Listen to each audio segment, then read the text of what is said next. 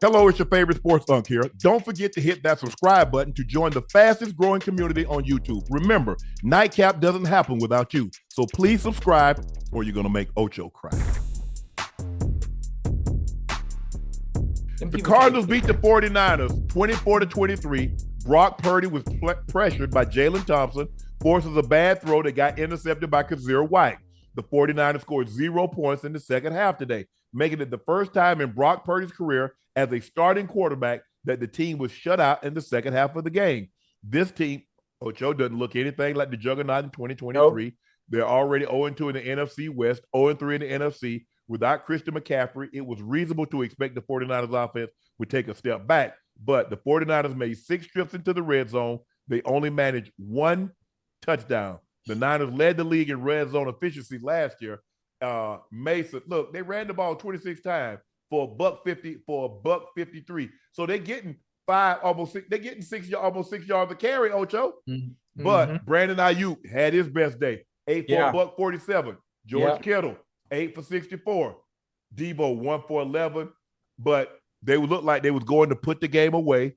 Mm-hmm. Jordan Mason got it punched out. Give Kyler credit. They drove the ball down the field, and boom. That's what you got.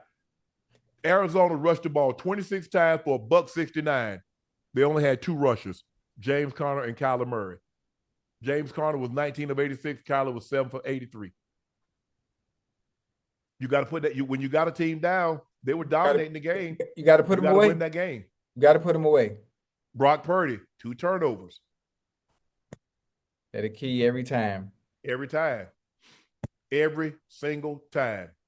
But when you get a team like you let them hang around, Ocho, you let a team hang around, you let them hang around, eventually they find a way to beat you. Mm-hmm. And then you wake up like, man, what happened? How did we lose that game? Well, we was effing around, and that's what happened. But when Kyler broke the pocket on that first touchdown run, he got to the right side of the field. He put his hand in there. He's like, I'm gone. I'm out of here. Hey, Kyler Murray, when he running, he fast as hell. But I don't know why it reminds me of like kids. Yeah, my kids trying to get away from you or something when they was young. Yeah. The Broncos. The who? Bronco country, baby. The who? Don't do that, Ocho.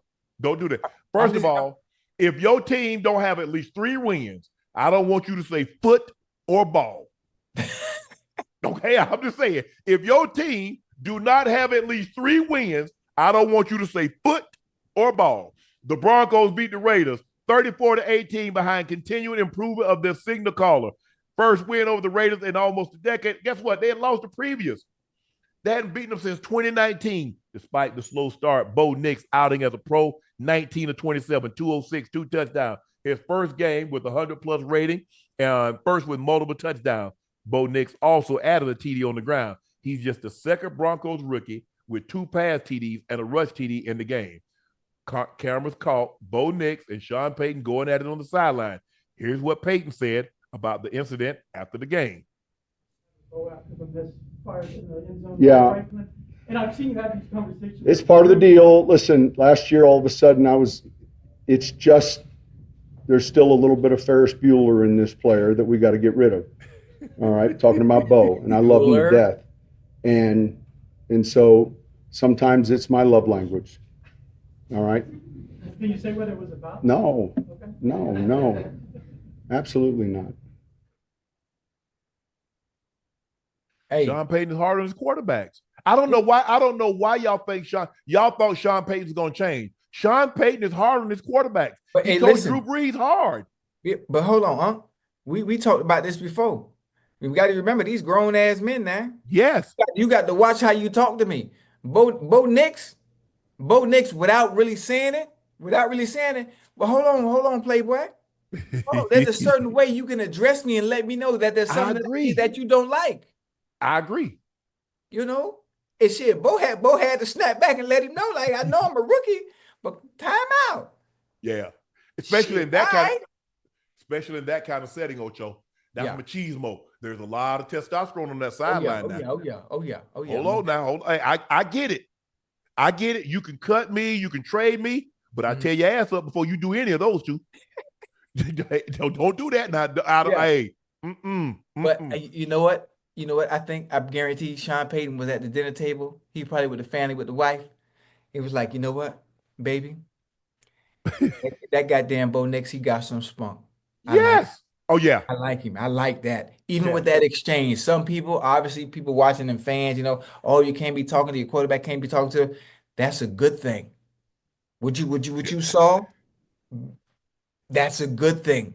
And plus, Bo been around. How he got to be like 24, ain't he? Because hell, his first game starting was against the guy at the LA Chargers, Justin Herbert. His first game starting as a freshman at Auburn, he started against Justin Herbert.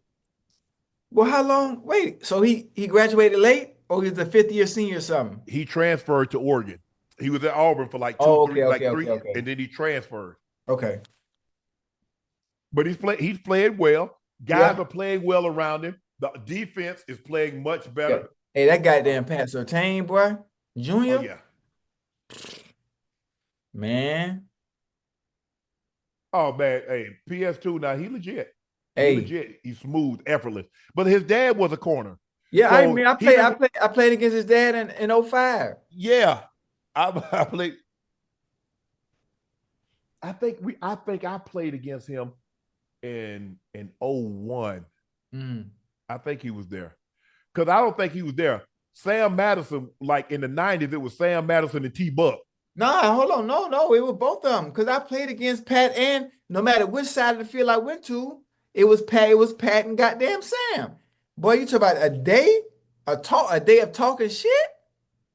Oh, that was a good day. What year did Pat get to And I caught Pat at the Chiefs too. Oh, did you? Yeah, I caught Pat at the Chiefs too. Yeah, I think in the playoff game, I think we played. I think it was Sam Matt. I don't know if he might have been. I don't know. He might have been. Pat Senior might have been there, but I know it was T-Buck and Sam Madison. T-Buck played at the Dolphins? Yeah. Well, what year was that the Dolphins? 98. Oh, okay. Yeah. Yeah. They're holding jumping routes fast. Yeah. Boy, back then they let you hold more than what they will now. Oh yeah. Oh, back then, man. They didn't change. Yeah. Remember that game? I think they didn't change the rule when Ty Law and Marvin Harrison. And after that. Oh yeah. Remember the rule after that? They changed the rules because before, Ocho, if the quarterback wasn't looking your way, they let the DB hold a ish out of you. Well, he wasn't looking your way. You know why? Because he saw the quarterback saw him holding me. That's why he didn't look my way. If you'd have threw the flag, he'd have threw it. I got a question. How do you think today's receivers, let's say the top receivers, how do you think they would do in our era of football? They would the really good ones would adapt because see what they did, that like the incidental contact. It's the 5-yard rule. See, they the rule was always in place. Right. They just put an emphasis on calling it. See, a lot of the rules that the NFL they put what they call an emphasis on it. So the rules been in place, but Ty riding Marvin all the way down the field, and they weren't calling it. They say, you know what? Nah, we're gonna call it now. So the 5-yard incidental contact rule. Right. So because before that rule was instituted for Mel Blount. Mel was 6'4", about 205. Yeah. Physical. Mel was because they played shell coverage. Mel was riding guys all the way down the field and throwing them out of bounds. They're like, bro, you can't do that. So that's why they changed. That's why they put that rule in for him, because he was so physical. Do you know what it takes for a cornerback to be a defensive player of the year? I mean, think about it. They had like Joe Green win it, and then Jack Lambert win it, and then Mel Blount would win it, and then Joe Green would win it again. How you have like in a 5-year, 6-year span, you got 4 defensive players of the year? That's crazy. Yes. Damn near the whole defense went to the Hall of Fame. A safety, a corner, 2 linebackers, a D-line, your head coach, quarterback, both wide receivers, running back, center, the head coach, the owner. Bro. They were loaded. But look, that's what Sean is. Look, Sean's gonna be like that, and hey. And plus, when you're young, you're a rookie, Ocho. You don't know. Because he used to getting taught like that. Because that's how coaches coach in college. Mm-hmm. That's how coaches coach in college. They talk like that. They cursing and yelling and screaming. And so I don't think that's out of the norm for him to have Sean Payton in his ear like that. But my high school coach didn't really curse. Coach Hall was my high school coach, but he coached my mom and all my uncles. He didn't really curse. Coach Davis didn't curse at me like that. Now, Dan, I said, man, I sure hope to get me some tenure. That's the one thing, Ocho, I didn't want to mess up because Dan would curse. He mofo and all that other stuff. Right. Man, I'd never forget, Ocho.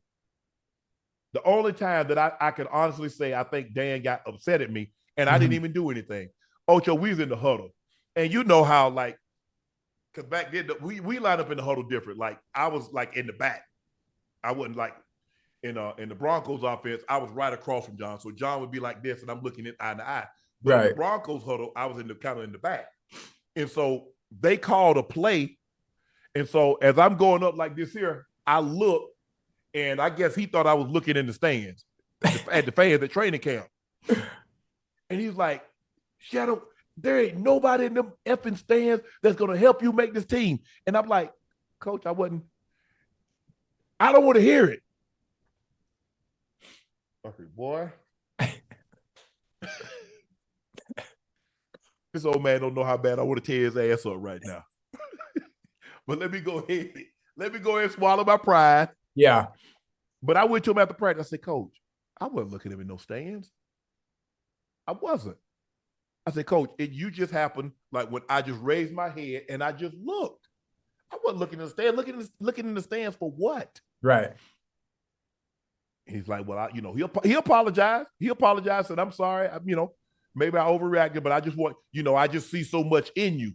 Right.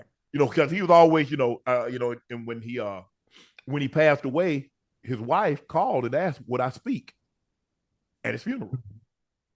I was the only player. Dan coached all those years. I was the only player that spoke. Dang. Just goes to show you what he actually thought of me and what he had relayed to his family, what he thought of me.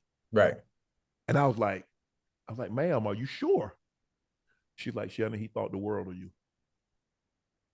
I was like, man, I couldn't tell. That's what I want to tell Ocho. Not the way he used to curse me out. God dang it, Shannon. He didn't say dang it. I trust me, he didn't say dang it. You be cursing, huh? What? Man, anybody know the Broncos that's back then with Dan, he would turn fire engine red. Right. And this big old vein in the side of his neck would start to pop out. What? Man.